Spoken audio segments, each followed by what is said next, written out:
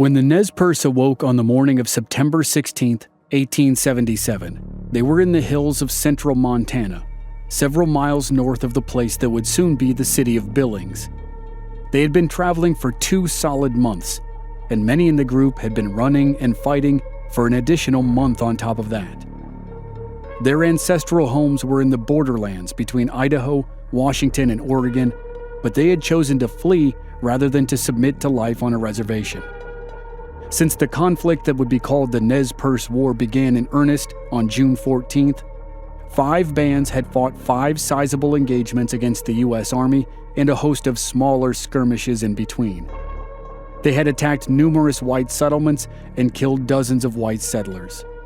They had traveled 1,300 miles, crossed 2 major mountain ranges, and forded an uncountable number of streams, creeks, and rivers. They had been denied sanctuary by, or worse, attacked by, tribes they had considered friends. By mid-September, as they awoke in the hills of central Montana, they knew they were truly alone in America. The only hope for living free was to make it to Canada. Sitting Bull and his village had been living in Canada for a year after the Battle of the Little Bighorn. In Canada, they were beyond the reach of the U.S. government and the U.S. Army. The only choice for the Nez Percé was to hurry across 200 miles of territory to the border. But as they had learned repeatedly over the past 3 months, the American Army would never stop hunting them. General Oliver Howard and his force had followed them every step of the way. Colonel Samuel Sturgis with the 7th Cavalry and Colonel Wesley Merritt with the 5th Cavalry joined the hunt in early September. On September 13th, Sturgis and Merritt's combined force clashed with the Nez Percé along the banks of the Yellowstone River, but the Nez Percé escaped. They entered a canyon that ascended a 400-foot wall of rock and emerged in the hills above the river. The army couldn't follow closely behind without risking serious loss of life. So, Howard, Sturgis, and Merritt regrouped back near the river, and the Nez Percé continued moving north. The day after the fight that was called the Battle of Canyon Creek, the Nez Percé were harassed by warriors from the Crow Nation. That was especially disheartening because the Crow had been friends. All along the journey, the Nez Percé had been betrayed by their friends. Now, they were 2 days behind the Crow and alone in the hills. They needed to cross another 150 miles of territory to reach Canada, and it would not be easy. In their way were rolling hills, small canyons, deep ravines, 2 small mountain ranges, and 2 major rivers. And, though they didn't know it, 1 more American army. There were 3 armies behind them, and soon there would be 1 in front of them. Colonel Nelson Miles was about to get the call to join the hunt, and it would be a race to see who could reach the Canadian border first.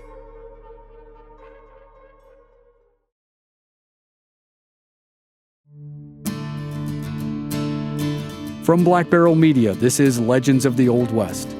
I'm your host, Chris Wimmer, and this season we're telling the story of the Nez Percé people and their epic fight to remain free. This is the Nez Percé War, Episode 6, Fight No More Forever.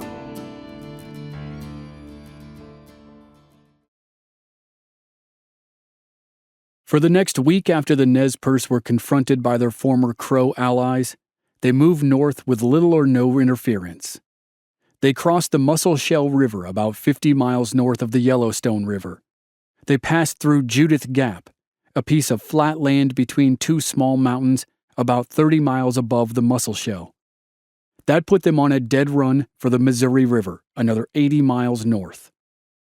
While the Nez Percé experienced a week of relative peace for the first time in a month, the U.S. Army scrambled to react. The Battle of Canyon Creek had happened on September 13th. The combined cavalry of Colonel Sturgis and Colonel Merritt had failed to stop the Nez Percé from escaping to the north, but the troopers doggedly followed. They rode up through the canyon and made it up onto the plateau above the Yellowstone. By the end of the first day of marching north of the Yellowstone, the cavalry was smoked, to use a modern military expression. The men were thoroughly exhausted, and the horses suffered even more than the soldiers. 1 soldier out of every 10 was now walking beside his horse, and the command was spread out in a line that was 10 miles long. Sturgis pushed the men and animals for one more day, and then stopped to rest and wait for resupply. When the three armies of Howard, Sturgis, and Merritt had joined up 4 days earlier, the cavalries of Sturgis and Merritt were the freshest troops. Sturgis had combined their units and rushed forward to try to catch the Nez Percé, while Howard slowly pulled up the rear. Now that the Nez Percé were well ahead of all the army units, Sturgis stopped to wait for Howard. It took 5 days for Howard to catch up. He had transported wounded soldiers down the Yellowstone River to get help, and then brought on wagons of badly needed supplies. But even without those delays, their progress would not have been speedy. Howard's chief of staff wrote, "They, the Nez Percé, are moving 35 and 40 miles a day, while we are dragging our worn-out horses and leg-weary men along at a rate of 12 and 15. It is a perfect farce." And in one case, the chief's estimate of the Nez Percé progress was low by half. After the column passed through Judith Gap and headed toward the Missouri River, it crossed 75 miles of territory in a single day. The people were exhausted and sore and battered, just like the soldiers, but their endurance and tolerance for pain was unparalleled. Far behind the Nez Percé, Howard and Sturgis didn't know the camp was making that kind of progress. But the officers knew they would never catch up without help. Their only real hope of salvaging the perfect farce, as the chief of staff called it, rested with Colonel Nelson Miles. He was at an outpost on the Tongue River in eastern Montana. Miles had established the outpost 1 year earlier, in the summer of 1876, as the Army chased the villages of Sitting Bull and Crazy Horse across the region in the wake of the Battle of the Little Bighorn. The cantonment would later be exchanged for a permanent fort a couple miles away called Fort Keogh, which was named for one of Custer's captains who died in the battle. The town of Miles City, which was named for Colonel Miles, eventually sprang up near the fort. On September 17th, 4 days after the Battle of Canyon Creek, and while Sturgis rested and waited for Howard, Colonel Miles received orders to move. From his position near present-day Miles City, he would have to rush at a northwest angle to try to intercept the Nez Percé before they reached Canada. On the 18th, he moved out and collected companies from various units in the area as he went. When he was at full strength, he had 530 men, 5 companies of the 5th Infantry, 3 companies of the 2nd Cavalry, and 3 companies of the 7th Cavalry, the troopers who had not gone with Colonel Sturgis a month earlier. Several officers in the 3 companies of the 7th were veterans of the Battle of the Little Bighorn, but the enlisted men were raw recruits who were deemed too inexperienced to ride with Sturgis in the original pursuit. Now, it fell to them to stop the Nez Percé, and they would get all the experience they could wish for in about 10 days.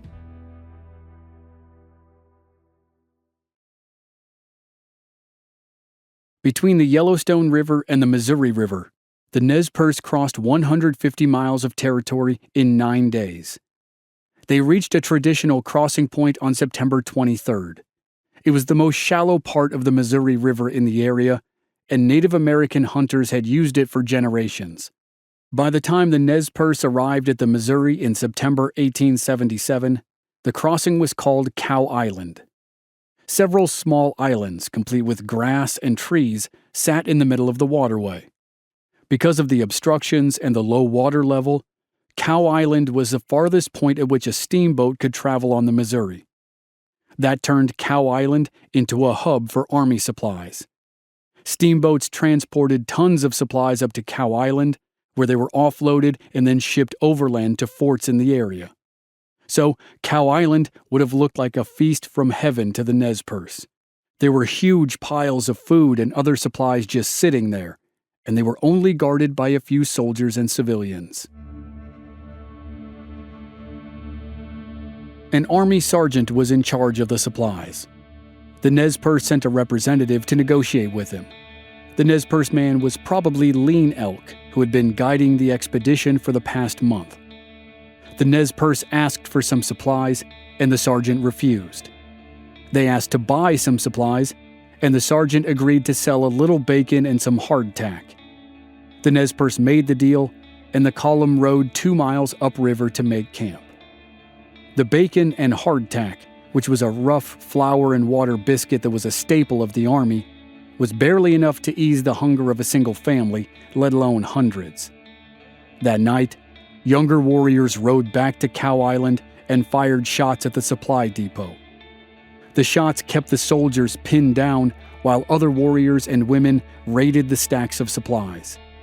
They took anything that could be of use, from cooking utensils to food to tobacco. When they were done, they burned the rest in a giant bonfire. There were some minor injuries on both sides, and one overly eager soldier died, but it wasn't the massacre it could have been. Still, a soldier and 30 civilians tracked the Nez Percé for the next day and a half. The soldier, a major, had been stationed downriver and had heard about the raid. He collected a group of volunteers and chased the Nez Percé. The Nez Percé learned about the group and sent warriors back to confront the volunteers. The warriors found positions in the hills and peppered the volunteers with rifle fire. One civilian died, and the others settled into a standoff rather than to keep pushing forward. After a few hours, the warriors broke off the engagement. The main column had safely advanced behind them, and there was no reason to continue to trade shots with the rabble. When the warriors returned to the column, they all camped for the night on September 25th, and there was another big council. The Nez Percé were only about 70 miles away from Canada. The last major barrier, the Milk River, was only a couple days ahead of them. As far as they knew, General Howard's force was the only army unit chasing them, and that unit was way behind them. But the people and animals were in serious trouble, despite the supplies that had been taken from Cow Island. The people had been sleeping out in the open for weeks as temperatures dropped each night. Horses were dying at an awful rate. So, Looking Glass, one of the leaders of the 5 bands, argued for a slowdown. The people seemed to be out of immediate danger, they were tired and hurting, and the animals were suffering badly. They should take it easier for the next few days. The other prominent members agreed, and for the next 3 days, the column moved at a slower pace. On September 29th, the column camped near a creek about 40 miles from Canada.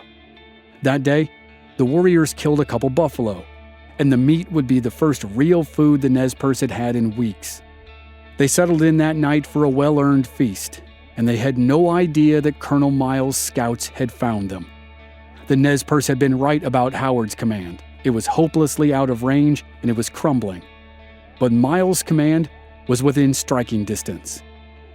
If the Nez Percé had kept their previous pace and kept pushing toward Canada, they would have made it easily.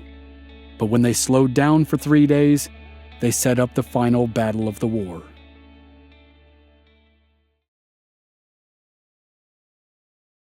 Colonel Miles and his force of 530 men, which included Sioux and Cheyenne scouts, had been tracking the Nez Percé for a week. Miles wasn't able to cut them off at Judith Gap as he had hoped, so he continued on an angle to intercept them before the Canadian border. On the same day the Nez Percé held their council to slow down the pace of their advance, Miles heard of the raid on the Cow Island supply depot. He had crossed the Missouri River far to the east of Cow Island and was fortunate to encounter a small boat with people who told him about the attack. Miles reasoned that if the Nez Percé headed in a straight line to the north, they would head for a gap between 2 small mountain ranges. They would go through the gap, cross the Milk River, and then be within sight of the Canadian border. With that in mind, he hurried for the gap between the mountains. The Nez Percé helped him by slowing their pace, and as they cooked their buffalo feast, Miles's scouts found their trail. That night, while the Nez Percé slept with full stomachs for the first time in weeks, the army column was camped several miles away. The soldiers built no fires and quietly prepared for battle. At 2 a.m., Miles woke his men and began the advance. At dawn, Miles's Cheyenne scouts spotted the Nez Percé camp in the distance. The army picked up its pace. When they were close enough to see smoke from cook fires, Miles stopped the column and placed them in battle formation. He positioned the 3 companies of the 7th Cavalry on the right flank, the 3 companies of the 2nd Cavalry on the left flank, and the 4 companies of mounted 5th Infantry in the center. When they were in line, he ordered a charge and a full assault. In the Nez Percé camp, they had early warning that there might be soldiers in the area. No one had seen them, but nearby buffalo had been spooked and were stampeding. Something must have set them off. But even with the possible threat, Nez Percé leader Looking Glass told the people not to rush. He thought they still had time. A crucial hour passed, and then a warrior appeared on a bluff and shouted and whirled his horse in a circle and waved a blanket. It was the age-old signal that an enemy was deadly close. Joseph, as he had in previous battles, shouted at warriors to help him protect the horses. The setup was nearly identical to the Battle of Big Hole 6 weeks earlier. The Nez Percé camp was next to a creek, and the herd of horses was grazing in the hills on the other side of the creek. Joseph and several others sprinted toward the animals while women grabbed the children and tried to find cover. And the army suffered a problem almost immediately. On the left side of the line, the 2nd Cavalry was the lead element. The Cheyenne scouts were supposed to guide the cavalry right into the camp. But the scouts wanted to capture the horses, so they veered way off to the left and galloped across the creek. The 2nd Cavalry followed them, having no idea that they were now on the wrong side of the creek from the camp and cut off from the rest of the command. With the 2nd Cavalry temporarily out of action, Miles ordered the 7th Cavalry to move out in front of the mounted infantry and assume the lead position for the attack. The 3 companies thundered forward and then discovered a second problem. The current Nez Percé camp was different from the one at Big Hole in one significant way. It was down in a depression that was 30 to 40 feet below the flat land above. When the army started the charge, the men were so far away that they had no depth perception. As they pounded forward, they rode straight toward a cliff.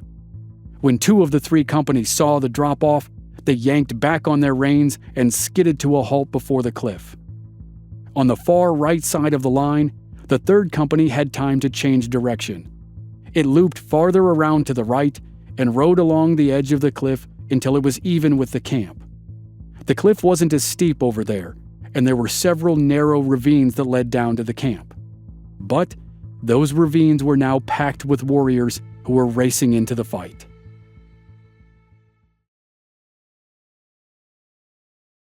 The Nez Percé lost a critical hour when they could have been preparing to defend their position, but they rallied quickly and sent warriors in multiple directions.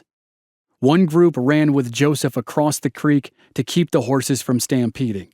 Another group hurried toward the cliff to engage the first 2 companies of the 7th Cavalry. When those 2 companies slammed on the brakes to keep from galloping over the edge, the warriors climbed up the cliff and fired over the edge, straight into the soldiers. A third group of warriors raced into the ravines below the other company of the 7th. When that company reached the drop-off, the warriors unleashed a volley that cut through the soldiers. The raw recruits of the 7th were about to prove themselves in battle. They weathered the first storm of gunfire, jumped off their horses, and struggled toward the ravines. The warriors didn't back off, and the fight became close quarters and hand-to-hand. The other 2 companies pulled back from the cliff and rushed around to help the 3rd company in the brutal fight for the ravines. The fight turned messy as the crossfire produced friendly fire casualties. Captain Owen Hale, the commander of the 3rd Company and a veteran of the siege of Reno Hill, died when a bullet hit him in the throat. His second in command, a lieutenant, died soon after. His body was found with bullets from both warriors and soldiers. Colonel Miles saw the violent struggle on his right flank and ordered the infantry to hurry to the edge of the cliff and pour gunfire onto the warriors in the ravines. From the infantry's angle, they could shoot at the warriors from the side where they were vulnerable. With a fusillade from the side and continuous gunfire from the front, the warriors pulled back and paused their attack. Captain Miles Moylan and Captain Edward Godfrey helped pull the soldiers back from the cliff and reorganize them. They were both veterans of the Little Bighorn, and now Colonel Miles ordered them to make another charge. When they did, Colonel Miles sent a small squad of infantry around the far left to crawl down into the depression and assault the camp. The second charge of the 7th Cavalry failed immediately, and the 25 soldiers who were sent to take the camp met a group of warriors who fought them back to the cliff and forced them to scramble back up to the plateau. To the left of the soldiers and across the creek, the 2nd Cavalry and the Cheyenne Scouts were stuck in swirling chaos. Joseph and other warriors tried to save the horse herd, but the army captured about 500 animals. The women and children hurried to the north to get away from the battle, but most had no horses or supplies and were just running for their lives. There were fights happening in at least 6 locations as the Nez Percé tried to repel the attack. Joseph leapt on a horse and galloped through the camp. His wife held up his rifle and he grabbed it as he passed. He raced toward another location where the battle still raged, and all of that fighting happened in just 1 hour, and it was a decisive hour. The Nez Percé succeeded in stopping the army from overrunning the camp, and now both sides pulled back to regroup and assess the situation. They both suffered terribly. The 7th Cavalry lost all 3 first sergeants and at least 1 lieutenant and 1 captain. Only 1 officer was uninjured. In total, the army lost between 20 and 30 men. The Nez Percé lost similar numbers. Lean Elk, the man who had led the journey for more than a month, was killed. Joseph's brother, his closest companion, was killed. One of the leaders of the 5 bands of Nez Percé was also killed. The Nez Percé were divided once again, and the end was in sight. A number of people from the camp had been able to wrangle some horses and escape to the north. The ones who were left behind, and the warriors who had done the fighting, had to make a choice. They could try to join the others and make a final run for Canada, or they could stay and fight. If they stayed, they had no horses and virtually no chance of escape. Toward the end of the first day of fighting, September 30th, 1877, an early winter storm dumped 5 inches of snow on everyone along the creek. Up on the flatland, Colonel Miles had rushed forward to make the attack and had left his supply wagons behind, so his men had no tents. The soldiers shivered and froze, and it was worse for the Nez Percé. Their camp was in ruins. Women scratched out pits in the ground with plates or knives or anything else available. They huddled around their children to protect them from the snow and freezing cold. The next day, the gunfire resumed, but without the fierce fighting of the first day, though there were still casualties. Looking Glass, one of the leaders of the Nez Percé, was killed. The only hope for the survivors in camp was that the refugees who fled north could rally Sitting Bull's village to ride to the rescue. But that was the longest of long shots. As the second day of the battle wore on, the situation improved for the army. The supply wagons arrived, and now the soldiers had tents, blankets, food, and more ammunition. The misery on the Nez Percé side deepened, and Colonel Miles began discussions for a surrender. Miles eventually asked for Joseph to come forward, and Joseph entered the army camp under a white flag of truce to discuss the stalemate. When Joseph wouldn't surrender outright, Miles arrested him and held him overnight. The next day, Miles released Joseph in an exchange for a lieutenant who had been captured. That day, October 2nd, Colonel Miles started shelling the camp with small cannon. Luckily for the Nez Percé, the weapons caused more fright than damage, though they did account for the final 2 fatalities of the battle. The rest of the day dragged on with no result. The warriors and the soldiers traded long-range fire, but neither side could dislodge the other. On October 3rd, the 4th day of the siege, the first Nez Percé refugees reached Sitting Bull's camp in Canada. They tried to explain the location of their camp, but the Sioux misunderstood. They thought it was much farther away than it actually was, and therefore they couldn't help. A day or two later, the next group of refugees arrived and corrected the misunderstanding. But by then, it was too late. General Howard arrived at the battlefield. By that time, he only had 20 soldiers with him. A week earlier, his command had collapsed. His civilian volunteers were fed up and went home. He sent a cavalry unit back to Idaho to resume its regular duties, and he separated from Colonel Sturgis and the rest of the 7th Cavalry. He made it to Cow Island in the Missouri River and followed the trail north.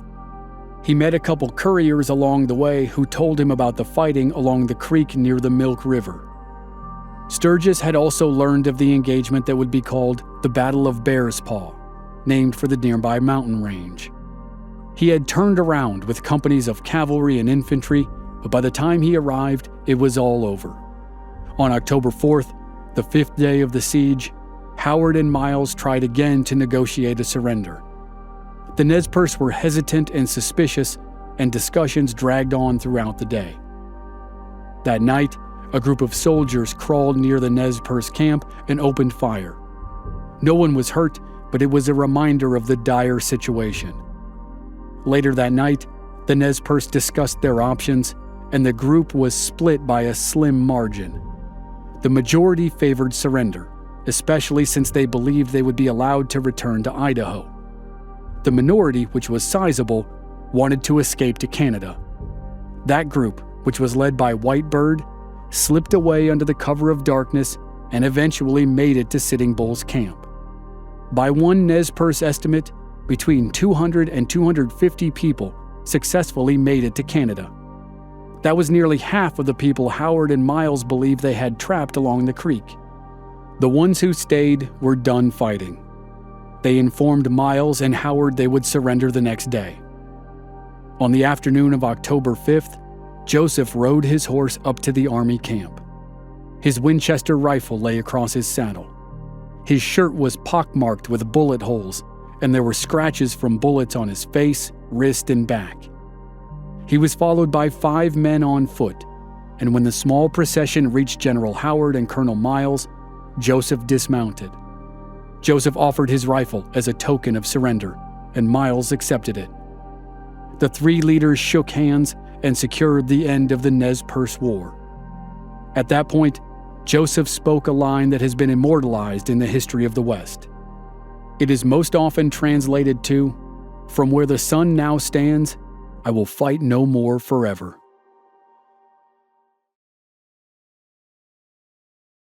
After the surrender, the Nez Percé were given food and blankets.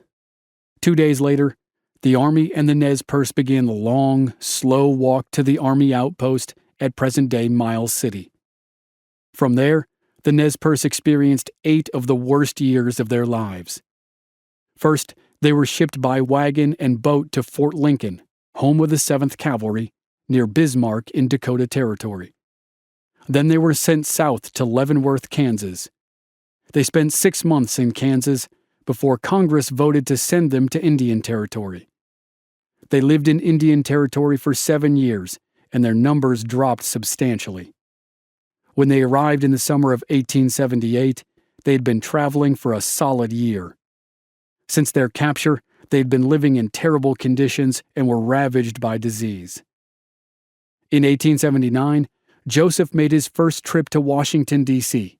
He was the designated representative of the bands who had tried to remain free, and he became known as Chief Joseph. He constantly pushed the U.S. government to allow his people to return home. In the spring of 1885, 7 years after the Nez Percé War started, the survivors in Indian Territory were sent to Washington State. A little under half were allowed to return to the Nez Percé Reservation in Idaho. The rest, including Joseph, were forced to live on the Colville Reservation in northern Washington. 2 years later, the U.S. took more land from the Nez Percé. The reservation that had been created by the 1863 treaty was roughly 630,000 acres. Under the Dawes Act of 1887, the reservation was reduced by 85% to 90,000 acres, and that's where it stands today. Slowly, over time, Many of the refugees who made it to Canada drifted back to the United States. Some were able to slip back onto the reservation. But in 1882, White Bird, the leader who was the most resistant to the reservation, was killed in Canada. In 1899, 22 years after the Nez Percé War, Joseph was finally allowed to see his homeland again. It was his final trip to the Wallowa Valley in eastern Oregon before he passed away in 1904. It's hard to know the exact nature and full extent of his role as one of the leaders of the journey that became known as the Flight of the Nez Percé. But afterward, he became the most prominent member of his people and lobbied tirelessly on their behalf. It wasn't his intention, but he ended up achieving the legendary status of Native American leaders like Tecumseh, Red Cloud, Sitting Bull, Crazy Horse, Cochise, Geronimo, and Quanah Parker. If there were 2 Mount Rushmores of Native American leaders, he would be on one of them.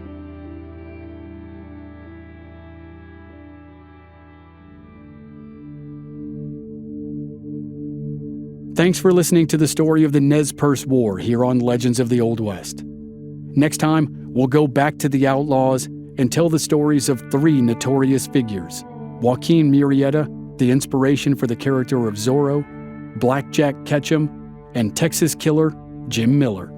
That's next time on Legends of the Old West.